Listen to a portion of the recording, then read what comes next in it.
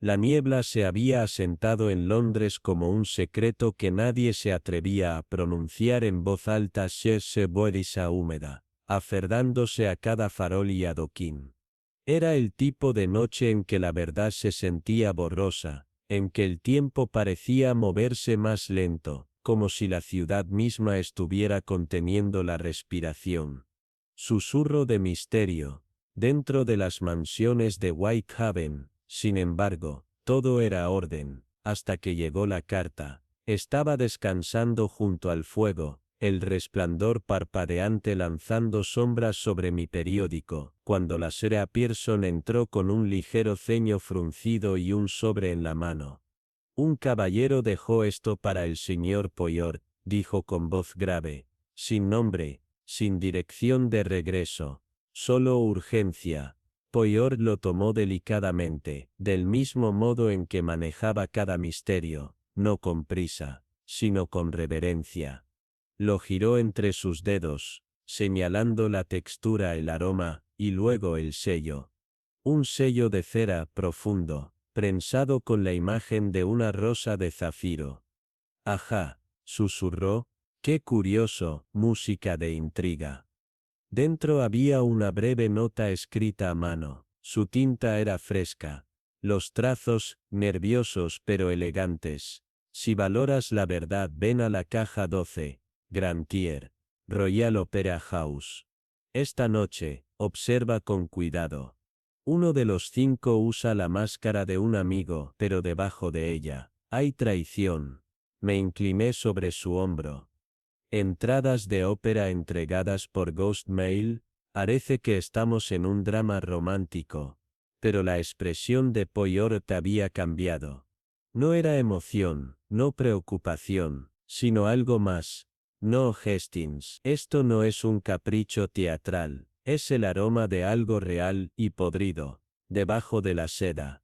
Esa noche, la Royal Opera House brilló como un faro a través de la niebla. En el interior, el vestíbulo zumbaba con el susurro de los vestidos y la risa pulida, pero la mirada de Pollard no se demoró en el glamour. Sus ojos escaneaban, leyendo a las personas como si fueran guiones.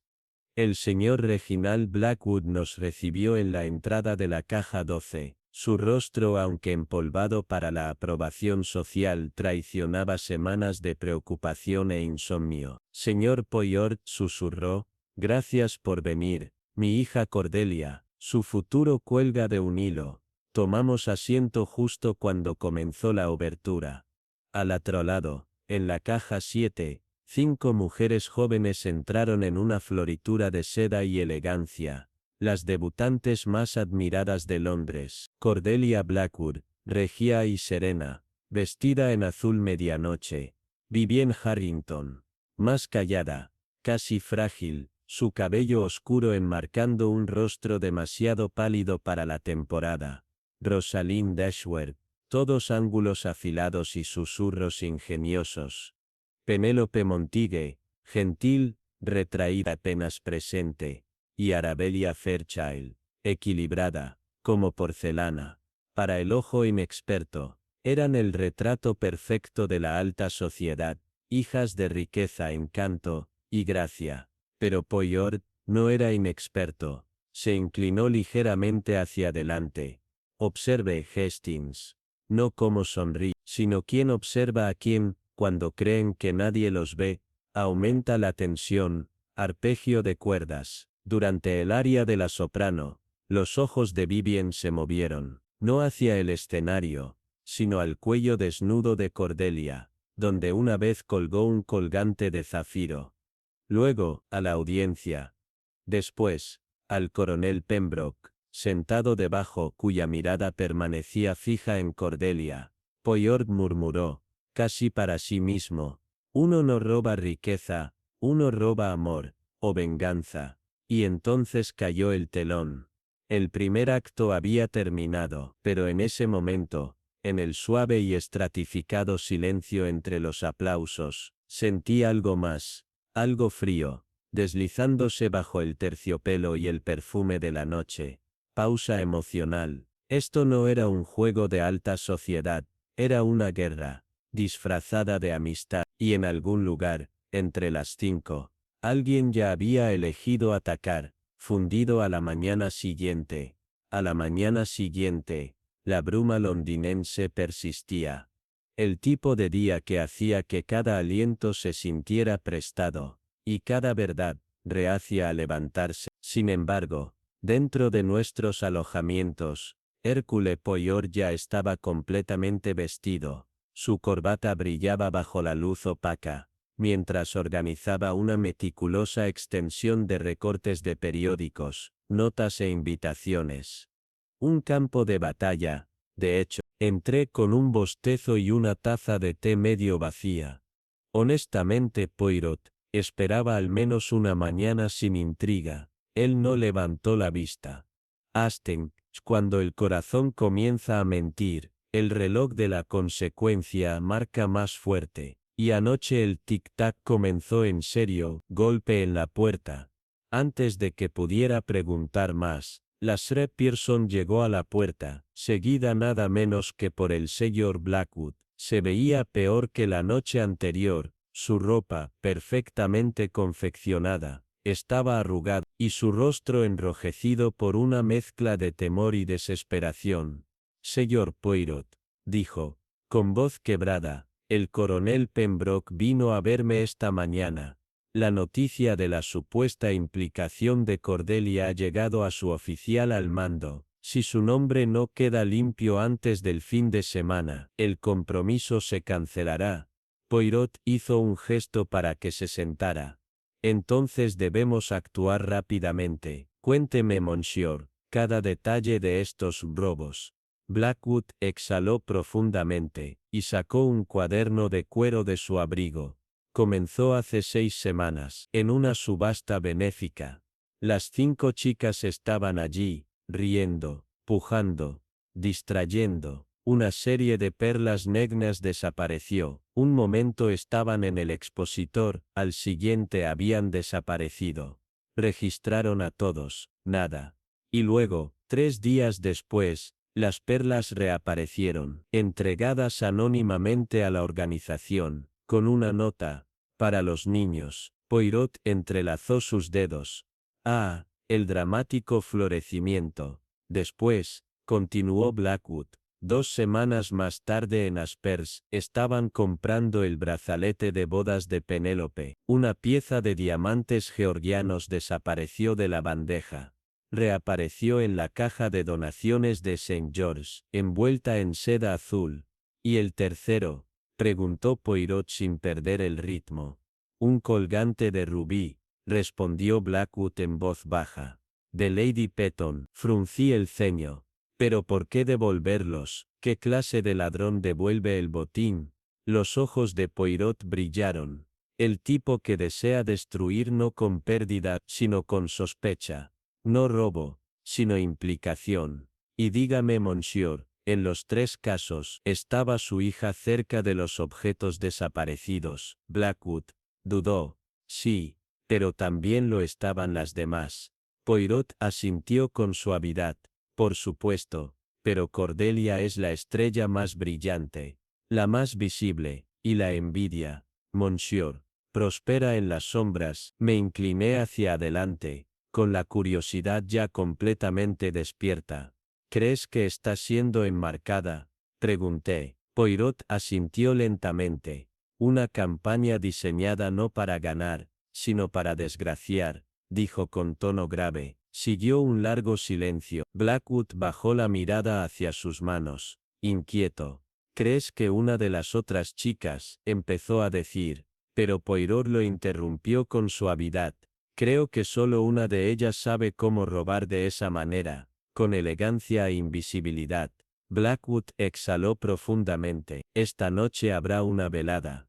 Poirot sonrió, con esa expresión medida que le era tan característica. Entonces estaremos allí también, monsieur. Observadores tranquilos, porque donde surge la tentación, la verdad tiende a seguirla. Cuando Blackwood salió, la puerta se cerró suavemente detrás de él con un clic sutil. Me volví hacia mi amigo, intrigado. Poirot, ¿realmente piensas que alguien lo arriesgaría todo? amistad, reputación, amor, solo para derribar a Cordelia. Poirot miró por la ventana, observando cómo la niebla comenzaba a disiparse. Hastings, dijo con voz baja, la gente hace cosas indescriptibles, cuando sus corazones están llenos de amor sin respuesta, o de amor traicionado, especialmente cuando ese amor lleva el nombre de otro. Afuera, bajo el cielo gris y húmedo, las calles de Londres susurraban secretos entre charcos y humo, y detrás de las puertas de terciopelo, alguien ya estaba preparando su próximo movimiento. La residencia de los Blackwood, en Belgravia, brillaba como una joya bajo el cielo nocturno, luz dorada escapando por las ventanas, risas flotando en el aire de invierno, y carruajes alineados en elegante procesión. Sin embargo, bajo el brillo y la seda, había una tensión en el aire más apretada que las cuerdas de un corsé, una sensación de que cada mirada esa noche podía ocultar algo afilado. Cuando llegamos, el mayordomo se inclinó con rigidez, y nos condujo a través del gran vestíbulo, donde retratos de antepasados muertos nos observaban desde los marcos sombreados. El salón era una exhibición de lujo, cortinas carmesí, luz de vela suave, y el zumbido de un cuarteto de cuerdas flotando desde la galería. Los invitados circulaban, con copas de champán y cumplidos practicados, pero mis ojos se posaron en las 5 jóvenes reunidas cerca de la chimenea. Cordelia Blackwood estaba en el centro, como la calma en medio de una tormenta, con un vestido de granate profundo que hacía brillar su cabello como cobre bajo la luz del fuego. Sonreía con facilidad, pero noté que sus dedos, de vez en cuando rozaban su cuello desnudo, donde antes había reposado el colgante de zafiro de la familia. A su lado, Vivienne Harrington, envuelta en encaje plateado, mostraba una expresión serena, casi frágil. Sin embargo, sus ojos estaban fijos en Cordelia, y no con admiración, con hambre. Rosalind Ashworth, con una energía aguda y juguetona, se inclinaba hacia Penélope Montague, cuyo vestido azul pálido reflejaba su timidez, con la cabeza baja como una niña intentando desaparecer. Arabella Fairchild, por su parte, permanecía elegante y distante, flotando en la periferia del grupo, enigmática y difícil de leer. El señor Blackwood se acercó a nosotros con un suspiro contenido. La duquesa presentará la tiara en breve, murmuró. Es el cebo perfecto, ¿no le parece? Poirot asintió con serenidad.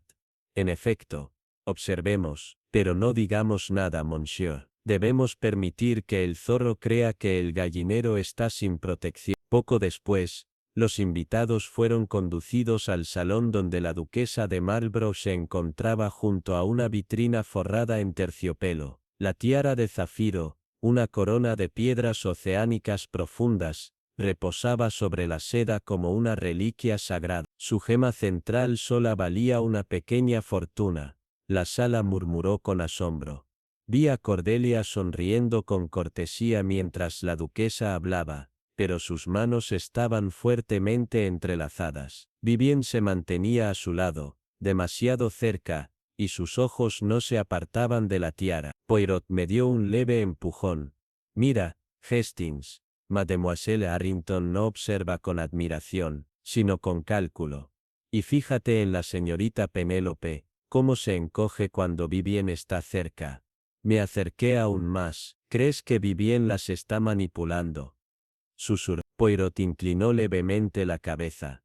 Creo que estamos presenciando una actuación, pero el papel del villano no se representa con ira, sino con silencio. Con confianza. Tras la presentación, los invitados regresaron a sus conversaciones. Las copas tintineaban, la risa crecía, y las 5 jóvenes se separaron, deslizándose entre los asistentes como pétalos en el agua.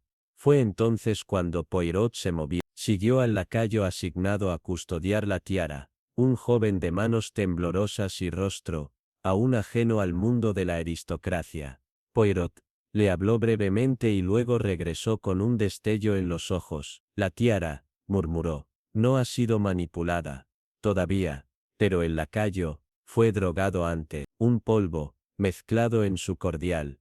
¿Polvo para dormir?, pregunté. Poirot se encogió de hombros. Tal vez. O algo más lento. En cualquier caso, alguien planeaba quitar la vigilancia. «Bien», aventuré. Ella no entregó la bebida, respondió, pero organizó que el lacayo fuera reasignado a la tiara esta noche. Ese es un detalle que pocos sabrían. En ese preciso instante, un murmullo se extendió por el salón. El lacayo se había desplomado, y su bandeja había caído al suelo. Invitados corrieron a ayudar. La duquesa gritó, y cuando el polvo se asentó, la tiara había desaparecido. Pero Poirot no se movió. Cruzó los brazos con calma. «Hastings», dijo con firmeza, «¿recuerdas el colgante de zafiro que Cordelia solía usar?» «Por supuesto», respondí. «Desapareció hace semanas», dijo él, «y sin embargo, alguien usó una réplica esta noche». Abrí los ojos de par en par. «¿Vi bien?» «Oui», asintió Poirot. «Pero no en su cuello. Estaba escondido en su guante. Un destello tenue apenas visible. Lo trajo esta noche. No para lucirlo, sino para plantarlo». Mientras los murmullos crecían y el caos se expandía, Poirot dio un paso al frente. «Mesdames et messieurs», llamó, su voz alzándose por encima de la confusión. «No hay necesidad de pánico. La tiara no ha salido de esta habitación». Y con eso miró directamente a Vivien, cuyas manos habían comenzado a temblar. «No estamos buscando un ladrón», dijo Poirot, con firmeza. «Estamos desenmascarando una traición». Un silencio cayó sobre el salón como una cortina en medio de una función teatral, sin aliento, tenso, expectante. Todos los ojos se volvieron hacia Poirot, mientras sus palabras se asentaban como escarcha. Vivien Arrington permaneció perfectamente inmóvil. Su vestido plateado atrapaba la luz como el hielo, y su rostro mantenía una expresión cuidadosamente esculpida. Pero fueron sus manos las que la traicionaron. Temblaban, apenas perceptibles, lo suficiente para que Poirot lo notara. Lady Cordelia Blackwood miró de Poirot a Vivien, la confusión y el dolor floreciendo lentamente en sus rasgos. «Vivien, eso es absurdo», dijo, aunque la certeza en su voz ya titubeaba. Vivien finalmente habló, su tono medido pero tenso. «Monsieur Poirot ha hecho una acusación dramática.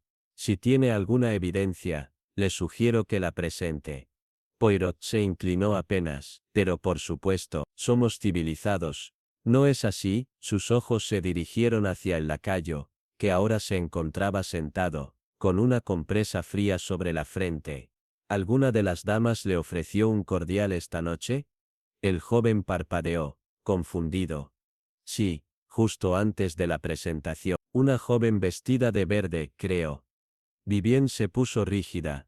Su vestido, aunque plateado, mostraba un leve brillo verdoso bajo la luz de las velas. Era suficiente. Poirot dio un paso al frente. «Usted seleccionó al guardia de la tiara, ¿no es cierto?». «Al personal, esta misma tarde». Él era la cara más confiable de la casa. Muy inteligente. Luego, una vez que estuvo en su lugar, se aseguró de que no se mantendría consciente lo suficiente como para proteger nada. Vivien apretó la mandíbula. «Está interpretando sombras. Eso no prueba nada». «Ah, pero soy excelente interpretando sombras, mademoiselle», respondió Poirot, con suavidad. «Porque a menudo, ellas cargan con la verdad». Se volvió hacia la duquesa. «¿Puedo?». Ella dudó un instante, luego asintió. Poirot se acercó al pedestal donde había estado la tiara y retiró con cuidado la cubierta de terciopelo. Debajo, no había joya alguna, sino un pañuelo arrugado. Lo levantó, girándolo entre sus dedos, revelando un leve rastro de polvo azul. «Esto», dijo, «es polvo teatral. Se usa para imitar gemas preciosas bajo la iluminación del escenario. No son zafiros reales. Es una distracción». Rosalind soltó un pequeño jadeo. «Entonces, la tiara fue reemplazada». «Oui», confirmó Poirot. Momentos antes de la presentación, una versión falsa colocada bajo la tela, el tiempo justo para engañar la atención de la multitud. Miró directamente a Vivien. La verdadera tiara, Mademoiselle, ¿dónde la escondió? ¿En la sala de música? ¿En el abrigo de un invitado? ¿O, quizás en su persona?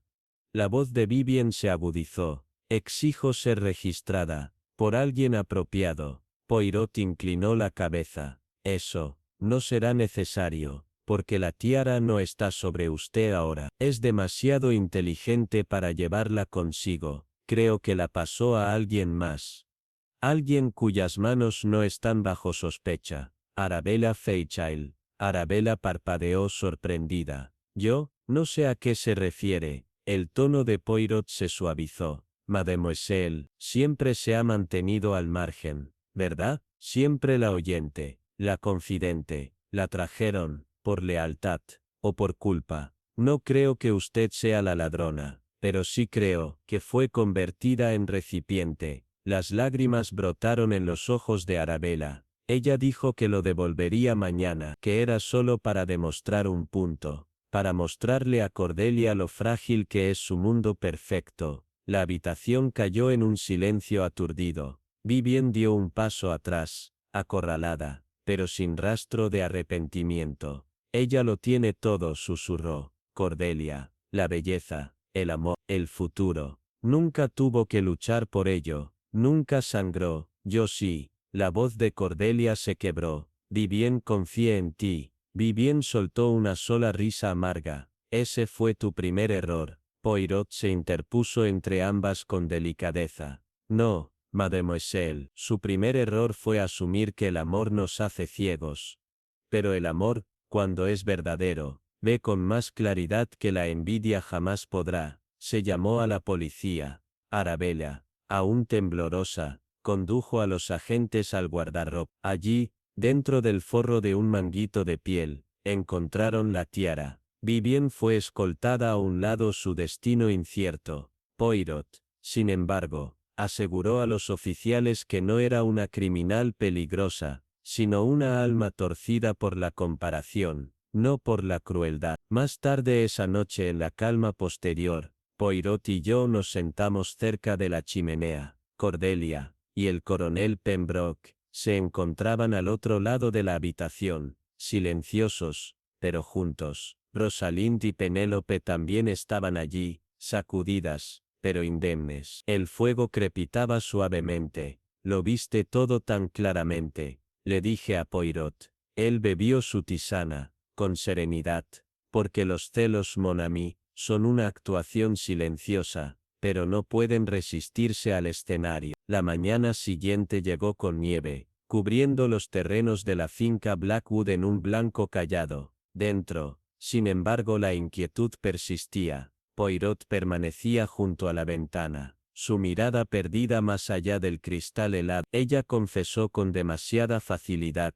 Hastings, dijo, se sintió, ensayado. Asentí, aún inseguro. ¿Crees que Vivien no actuaba sola? Antes de que pudiera responder, el señor Blackwood irrumpió en la habitación, pálido, sin aliento. Monsieur Poirot, Cordelia ha recibido esto. Le entregó una carta sin firmar, con tinta aún fresca. Poirot la leyó en silencio. Nunca fuiste el verdadero objetivo. Pregúntale sobre el huerto. Seguimos a Cordelia al viejo huerto, abandonado desde hacía años. Los árboles estaban desnudos, quebradizos. Allí, bajo un tronco retorcido, Poirot desenterró una caja de música oxidada, una reliquia de la infancia de Cordelia. Dentro, una fotografía desvaída. Cordelia, niña, sentada junto a otra niña, sin duda, una joven Vivien Arrington. Ella me conocía, susurró Cordelia, atónita. Incluso entonces, Poirot asintió con pesar. Ella fue parte de esta familia una vez. Escondida, olvidada, alimentada entre sombras, mientras tú fuiste criada a la luz. De regreso en la casa, Poirot encontró viejos registros que confirmaban la verdad. Vivien había vivido brevemente en la finca de niña. su identidad enterrada bajo documentos vagos y silencios educados. No buscaba venganza, dijo Poirot en voz baja. Buscaba ser recordada. Más tarde, ya bajo custodia, Poirot se encontró con Vivien. Su voz era tranquila. Nunca quise hacerle daño, dijo. Solo quería recordarle que existía. La expresión de Poirot fue indescifrable, y ahora murmuró.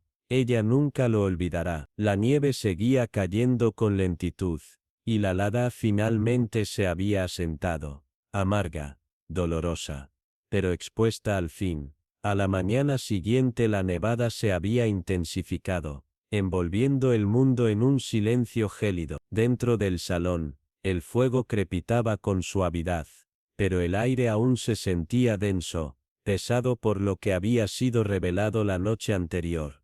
Cordelia permanecía cerca del hogar, en silencio. La carta seguía doblada sobre su regazo, y su expresión había cambiado. No era miedo lo que mostraba, era algo más profundo, era el dolor de la traición. Poirot se paró frente a ella, los brazos cruzados con suavidad. Mademoiselle, dijo con ternura, ¿está lista para recordar todo? Ella asintió. Si eso significa entender por qué sucedió esto, entonces sí. Él la condujo, junto a mí hacia el ala este de la casa. Llevaba años cerrada, preservada como un museo de otro tiempo. Cordelia dudó cuando la puerta se abrió. El pasillo era tenue, poblado de retratos desvaídos. Al final, una habitación que no habíamos visto antes. Alguna vez una guardería, ahora cubierta de polvo. En una de sus paredes, colgaba un gran espejo ovalado, con una leve grieta en el centro. Poirot dio un paso adelante y acarició suavemente el marco del espejo. «Jugaste aquí cuando eras niña», murmuró. «Y ella también». Cordelia frunció el ceño. «Vivien», Poirot asintió con gravedad. Eran inseparables, hasta que un día desapareció. Los adultos lo llamaron una reubicación. Tú lo llamaste olvidar, pero el espejo nunca lo hizo. Cordelia se acercó lentamente. Por un instante, su reflejo se alineó con algo más tenue, como una segunda figura justo detrás de ella. Jadeó suavemente, sus ojos se abrieron con asombro. Recuerdo ahora, solíamos sentarnos justo ahí. Ella me llamaba hermana. Poirot se volvió hacia ella. Y lo decía en serio. Más tarde en los archivos encontramos la última pieza de la verdad, una carta extraviada de Lady Blackwood, fechada muchos años atrás, dirigida a un abogado. Confirmaba la paternidad de Vivien, una prima lejana, acogida en silencio, luego enviada lejos cuando los susurros comenzaron a rodear la casa. La reputación de la familia fue considerada más importante que la niña, que los exponía. Cordelia leyó la carta con las manos temblorosas. Todo este tiempo, solo quería que yo supiera. Poirot habló con ternura. Vivien no actuó por envidia, sino por abandono. Los robos, los susurros, todos eran ecos de una vida borrada.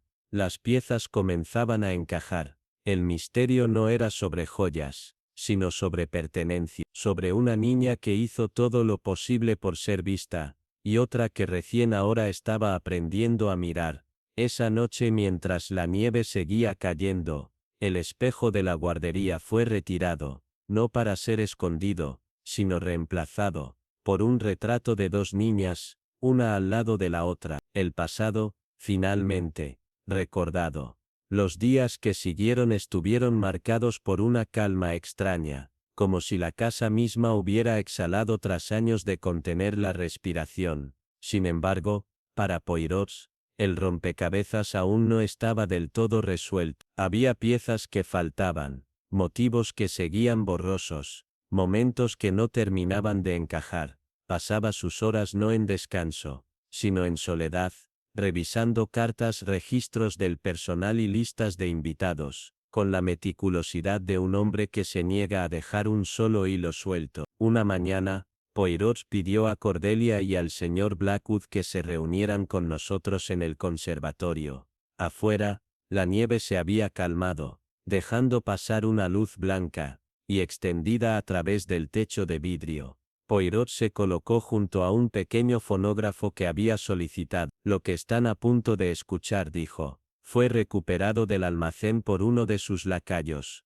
Data de hace casi una década. Una grabación olvidada, hasta ahora. Colocó la aguja. Una voz crepitante llenó la habitación. Era débil, pero claramente infantil. Una niña cantaba una canción de cuna, con ternura y respiración entrecortada. Luego otra voz, más tranquila, más vacilante. Siempre cantas mejor que yo, Cordelia. Cordelia palideció. Esa fue Vivien. Poirot detuvo la grabación. La voz de una niña, enterrada en polvo, que revela, mon ami, que incluso entonces te veía como familia. Pero lo más importante, escucha lo que viene después.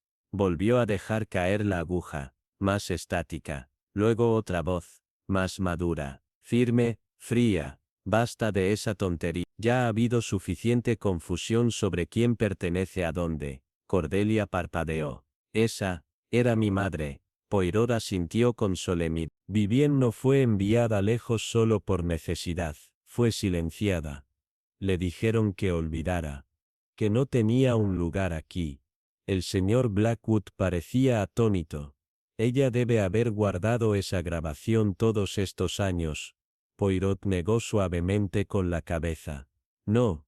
Ella volvió por ella, se coló. No para robar diamantes, sino para robar recuerdos. Los suyos. Cordelia bajó la mirada. Pensé que los robos eran solo travesuras. Pero estaba dejando migas de pan. Poirot cruzó sus manos tras la espalda. Y tuvo éxito. La ley puede llamarla culpable. Pero pregúntense a sí mismos. ¿Culpable de qué? ¿De hurto? Tal vez, pero también de anhelo. De ser despojada de su nombre, su hogar, su historia. La sala quedó en silencio una vez más. Pero esta vez, era el silencio de la revelación, un silencio pesado, doloroso, necesario. Esa misma noche Cordelia pidió visitar a Vivien bajo custodia. Poirot no la acompañó.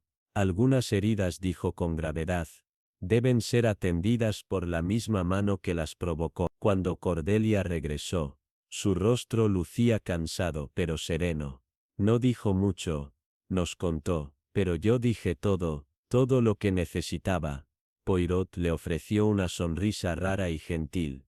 Entonces, mademoiselle, la justicia ya ha recorrido la mitad del camino. A la mañana siguiente, bajo un cielo despejado y silencioso, la nieve había menguado hasta convertirse en un susurro. Afuera los jardines de la finca Blackwood yacían cubiertos de blanco, las estatuas y fuentes medio sumidas bajo el peso de la temporada. Pero adentro, el cambio había comenzado. Poirot, siempre elegante y deliberado, se sentaba junto a la ventana del salón. Su mirada, distante, parecía no ver la nieve, sino el tiempo mismo.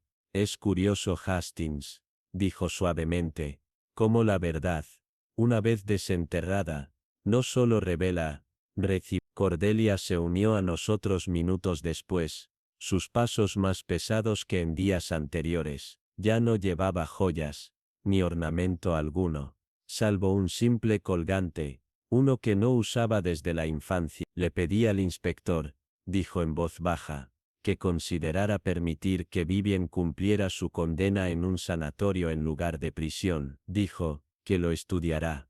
Poirot inclinó la cabeza. Compasión, mademoiselle, un adorno digno de cualquier nombre. Mientras tanto, el personal, que antes se movía con rigidez y sospecha, ahora recorría los pasillos con mayor soltura. La finca, una vez escenario de secretos, comenzaba a parecer un hogar, y sin embargo, como Poirot nos recordaría con voz reflexiva, algunos misterios aún se agitaban bajo la superficie. Más tarde esa tarde, Poirot solicitó que volviéramos a visitar el estudio personal de Cordelia, el lugar donde todo había comenzado, el collar de zafiro, el guante fuera de lugar, las supuestas pistas que alguna vez señalaron su culpabilidad. Esta vez, Poirot no miraba como detective, sino como filósofo del corazón humano. Ya ves, Hastings, explicó con serenidad, los robos no se trataban simplemente de objetos, eran actuaciones, sutileza y moderación. Solo alguien que la conocía íntimamente podría atacar con tanta precisión. Se volvió hacia Cordelia, con una mirada comprensiva. Vivien te amaba, a su manera fracturada y enterrada, y eso la convirtió en la ilusionista perfecta. Conocía tus gestos, tus palabras, los detalles de tu vida, demasiado bien. Entonces se convirtió en tu reflejo, y luego, lo distorsionó. Cordelia guardó silencio junto a la estantería, su mano descansando al borde de una foto de infancia enmarcada. Sigo preguntándome, dijo en voz baja, si alguna vez la conocí realmente, o si estaba tan protegida por la admiración y el privilegio, que simplemente nunca la miré. Poirot asintió con calidez.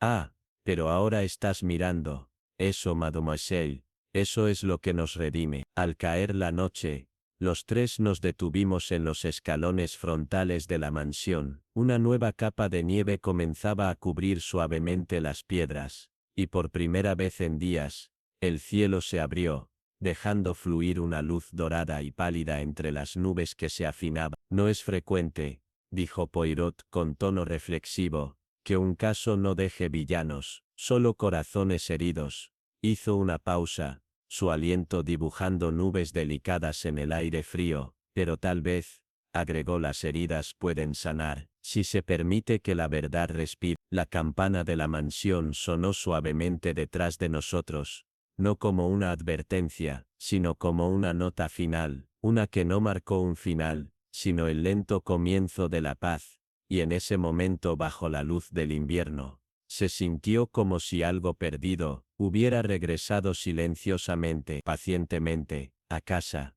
A la mañana siguiente, el frío ya no era el mordaz de los días pasados, era más suave, templado, como si la tierra misma hubiera exhalado después de contener la respiración durante demasiado tiempo. Un sol pálido se derramaba sobre la finca Blackwoods, brillando en las ventanas con escarcha y posándose en las esquinas olvidadas de la casa. Sin embargo, pese a la nueva calma, Poirot permanecía inquieto. Una pregunta final roía los bordes de su conclusión.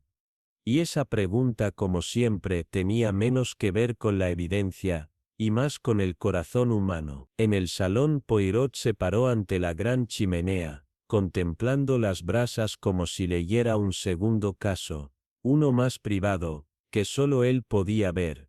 Nombres Hastings, dijo de repente, son más que títulos, son herencias, escudos, y a veces, jaulas. Asentí, sin estar seguro de qué provocaba ese pensamiento, pero como siempre, él ya estaba un paso adelante. Debemos visitar a la señorita Arrington nuevamente, dijo, tomando su abrigo. No como acusadores, como oyentes. En la estación de policía de la ciudad, Vivien Arrington se encontraba en una habitación vacía. Su postura era compuesta pero vacía. Parecía mayor de algún modo, no por edad, sino por resignación. Cuando Poirot entró, ella lo miró a los ojos con un destello de desafío, y luego de derrota. ¿Has venido a darme una conferencia?, preguntó fríamente. No, mademoiselle, respondió Poirot, tomando asiento frente a ella. He venido a comprender lo que queda.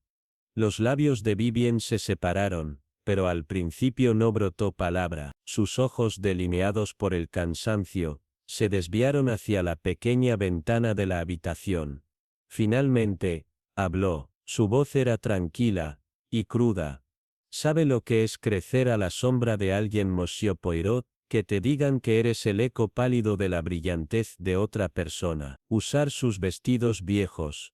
Escuchar a tu padre brindar por ella en cada cena. Que el mundo te mire, y veas solo a ella. Hasta que, te desvaneces. Poirot no interrumpió, solo la escuchó. Ella era amada, continuó Vivien, con la voz temblorosa. Cordelia, siempre amada, tenía esa gracia sin esfuerzo, esa belleza, esa facilidad. Quise odiarla. Pero no pude. Porque era amable, incluso conmigo, especialmente conmigo. Y eso lo empeoró, porque me hizo creer por un tiempo, que yo también importaba. Su voz se quebró entonces, la coraza comenzó a fracturarse, cuando el coronel Pembroke le propuso matrimonio. Algo dentro de mí se rompió. Me dije que no me importaba. Pero sí, envidiaba su felicidad, su certeza, su nombre. Así que tomé pedazos, no para destruirla sino para ver si podía convertirme en ella. El silencio se extendió como un velo espeso entre ambos. Poirot finalmente habló, con ternura. No querías que ella cayera. Querías elevarte.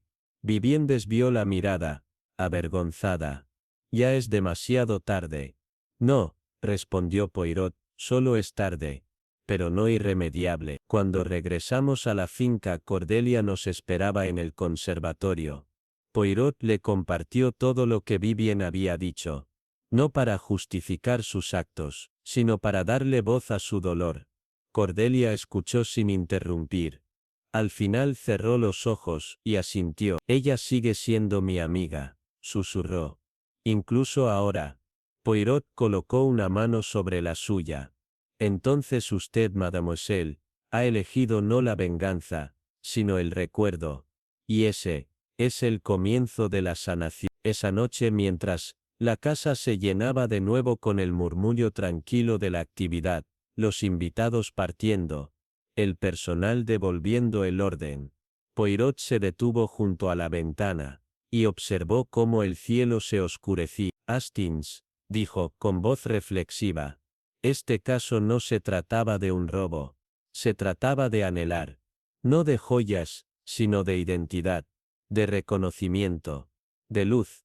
Me paré a su lado, observando cómo las estrellas comenzaban a perforar el cielo.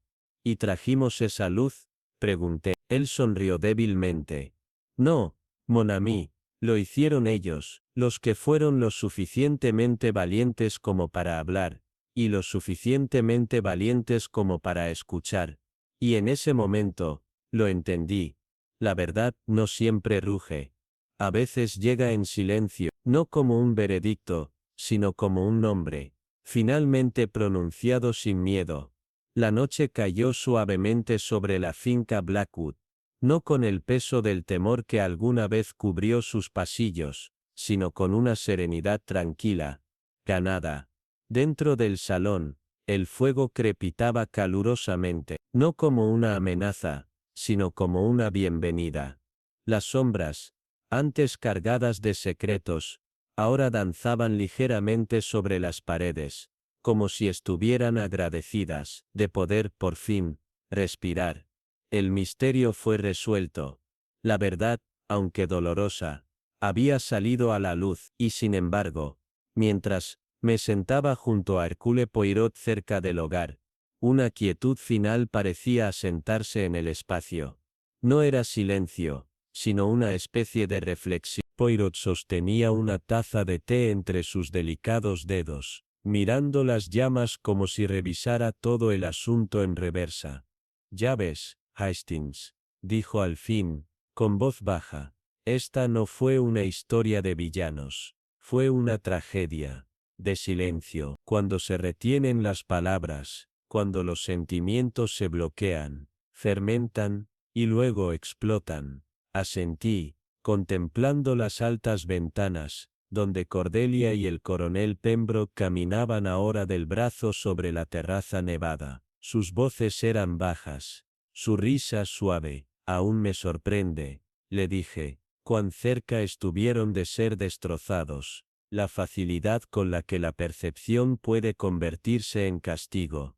Poirot dejó su taza con cuidado, porque la percepción, mon ami, es más fuerte que la razón, el susurro de la duda, especialmente cuando viene de los más cercanos a nosotros, es veneno. Y sin embargo, Cordelia se aferró a su dignidad, confió en la verdad, incluso cuando no podía defenderse. Nos quedamos en silencio un instante, observando cómo las llamas se curvaban y danzaban. Entonces, El señor Blackwood entró.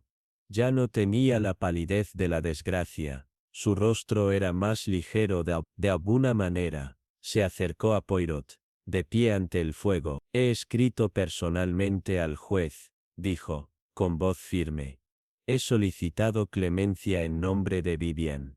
Mi hija, no lo habría querido de otra manera. Poirot inclinó su cabeza. Entonces ha hecho lo correcto, monsieur. Es algo raro, sufrir una herida y aún así elegir la gracia. Blackwood asintió lentamente. Su presencia aquí no solo salvó el nombre de Cordelia, devolvió algo más, nuestra familia, del borde de la amargura. Poirot desvió con modestia el cumplido, solo iluminé lo que ya estaba presente, el amor, el dolor, el anhelo, siempre estuvieron allí, yo simplemente ayudé a organizar las piezas. A medida que la noche se profundizaba, y el último de los invitados partía, Cordelia regresó, se nos acercó con los ojos marcados por el agotamiento, y la paz. ¿Se quedará una noche más?, preguntó suavemente. Poirot sonrió. Por desgracia, mademoiselle, el deber llama, pero su hogar, ya no está perseguido, no por sospecha, ni por silencio. Ella extendió su mano, y él la tomó con reverencia tranquila. Más tarde, al subir al carruaje, y comenzar la lenta partida por el camino nevado, me volví hacia él. Tenías razón sobre el corazón humano, viejo amigo, es un escenario. Poirot asintió, y en ese escenario, los actores llevan muchas máscaras, pero la verdad siempre espera detrás del telón. Afuera, las luces de la mansión brillaban como cuadrados dorados, cálidos, parpadeando suavemente entre la nieve. En algún rincón, la risa sonaba débilmente. En otro, se escribía una carta, no de acusación, sino de disculpas. Y mientras la finca se desvanecía en la distancia, miré hacia atrás una última vez. Una sola linterna seguía encendida junto a la puerta. Un símbolo, tal vez, de que incluso después de la traición y la angustia, la esperanza, había elegido quedarse, porque el corazón, aunque frágil, no solo recuerda el dolor, sino también el coraje que tomó,